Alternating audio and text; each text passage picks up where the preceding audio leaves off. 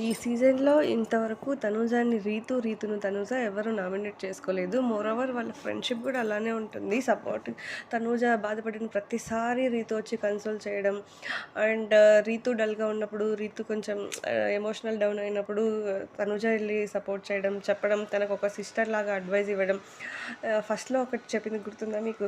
నీకు ఎవరు ఇంపార్టెన్స్ ఇవ్వకున్నప్పుడు వాళ్ళకి కూడా నువ్వు అలాగే ఉండాలి. ఎవరైతే నీకు ఇంపార్టెన్స్ ఇస్తారో, ఎవరైతే వాల్యూ ఇస్తారో నువ్వు వాళ్ళకి వాల్యూ ఇవ్వాలి. మనల్ని ఇష్టపడే వాళ్ళ దగ్గర ఉండాలి. మనం ఇష్టపడే వాళ్ళ దగ్గర కాదు అని చెప్పింది. అది గుడ్. యాక్చువల్‌గా ఇన్ రియల్ లైఫ్‌లో కూడా మనకు కూడా అంతే.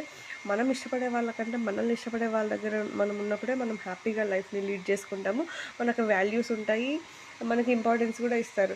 మనం ఇష్టం లేని వాళ్ళ దగ్గరికి మనం వెళ్ళి మనం ఒకరే ఇష్టపడి వన్ సైడ్ ఉంటే అది ఎప్పటికీ కూడా ఆహ్, సరిగ్గా ఉండదని నా ఒపీనియన్. మీరేమంటారు ఫ్రెండ్స్? కామెంట్ చేయండి. అండ్ మోరోవర్ తనూజ, రీతు ఏదైనా టాస్క్‌లో వచ్చినప్పుడు ఇండివిడ్యువల్ పెర్ఫార్మన్స్ ఇస్తున్నారు.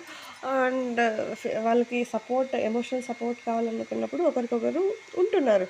అంతేగాని గేమ్స్ పరంగా అయితే సపోర్ట్ చేసుకోవట్లేదు. మొన్న తనూజ రీతుని సేవ్ చేయడం అది అది ఆమె పర్సనల్. కెప్టెన్‌గా వాళ్ళు ఇచ్చినప్పుడు అది తన పవర్.